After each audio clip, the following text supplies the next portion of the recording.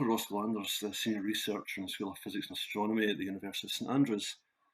I'm here to answer your questions that you sent in about detecting explosives using plastics and bees, which is what helps us find landmines, or IEDs, which stands for Improvised Explosive Device, which is basically a homemade bomb.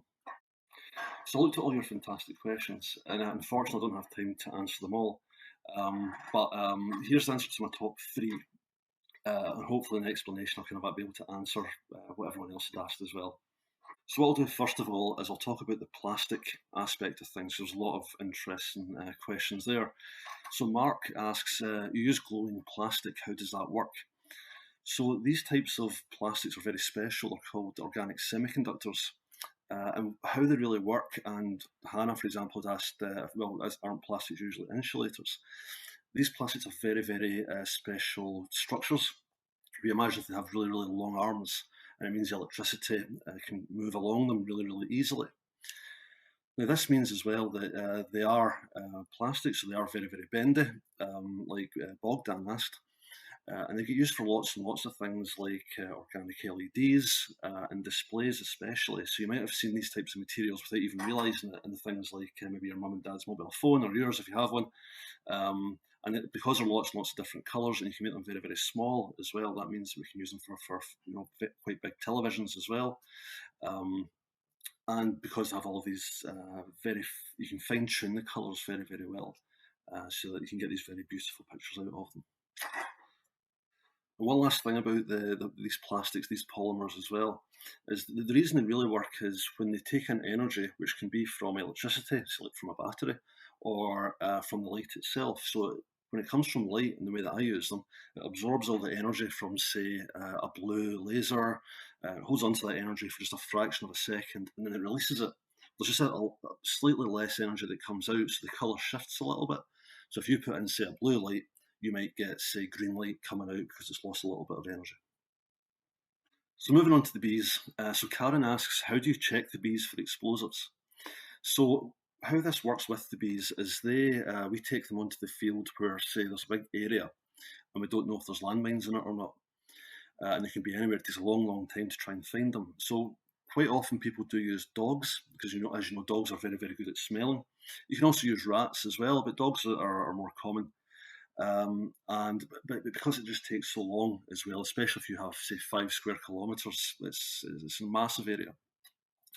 So when the bees fly around, you probably know that bees are quite hairy.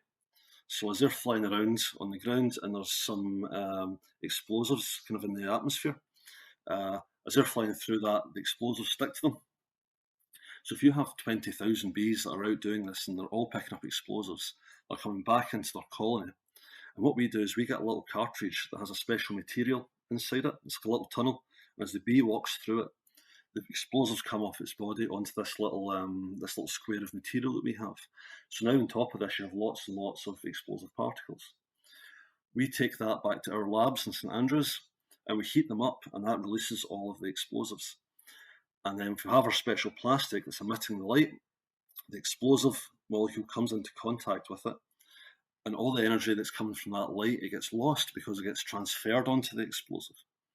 So that's when we see the drop in light emission and we say, right, there's our explosive there. As well with the bees, we use, we do all of our testing in Croatia at the moment. So we use the local bee there.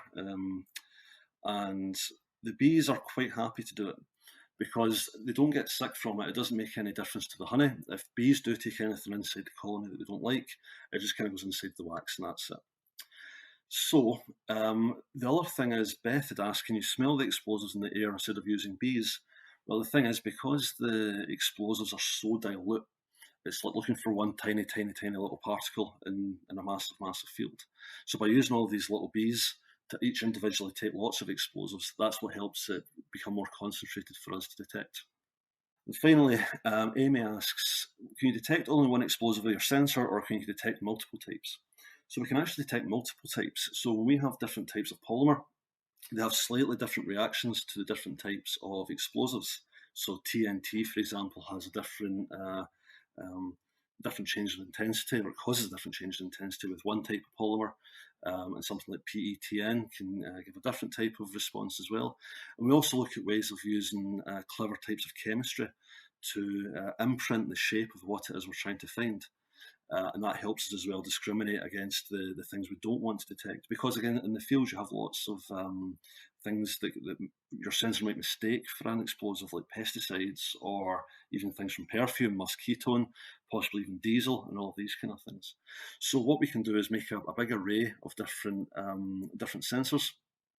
If you use them all together at the same time, it acts almost like a fingerprint to tell you, well, here we have TNT, here we have DNT, and so on. So I hope these answers kind of helped you understand a little bit about what it is we do in St Andrews to try and find landmines using light emission from special plastics and using bees to help us out with that.